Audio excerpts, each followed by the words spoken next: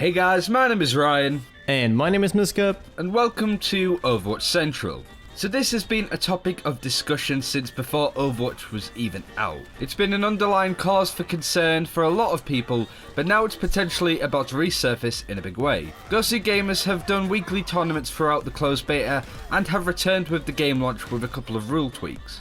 An interesting one is no capture point maps in the tournament, but the main one here is one hero is allowed per team, meaning no double McCrees, Lucios or Winstons, for example. This is something we've been meaning to talk about for a while, but now seems like a good time to bring it up. But what's the general consensus for hero limits in Overwatch, and is it a good idea to have them?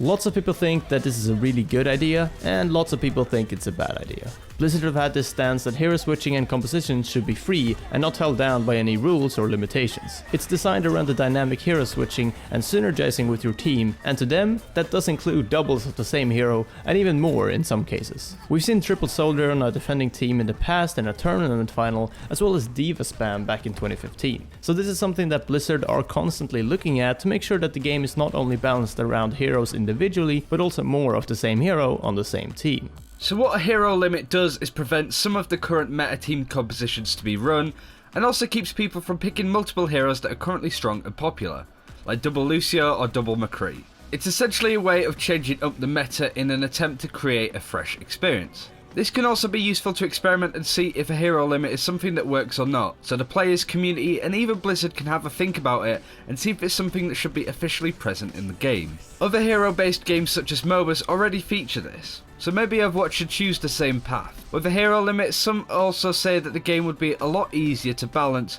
It also means that Blizzard don't have to necessarily spin the plates as much, nerfing heroes that are flavours of the month and stuff like that. The counter-argument would be that a hero limit takes away from the gameplay experience and even interferes with the concept of dynamic hero switching, counters and crazy team compositions in Overwatch. A hero limit would make the game more stale and possibly even result in the lineups getting even more samey and a lot less interesting. Overwatch is an objective, team and hero-based first-person shooter, and a very unique one as well, not a MOBA.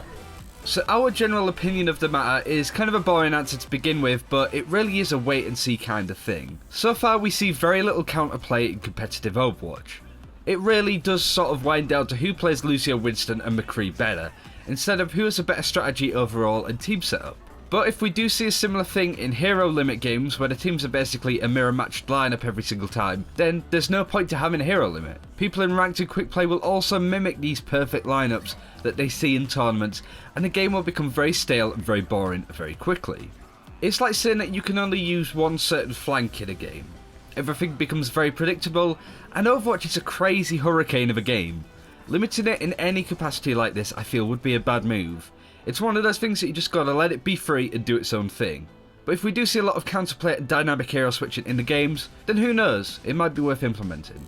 However, adding a hero limit to only ranked queue and have it be standard in tournaments allow people to play the game ranked with a ranked rule set, as well as play the game more casually. Basically, you have a bit of a choice. I personally feel like this would be a good idea, but obviously this change comes with other problems as well.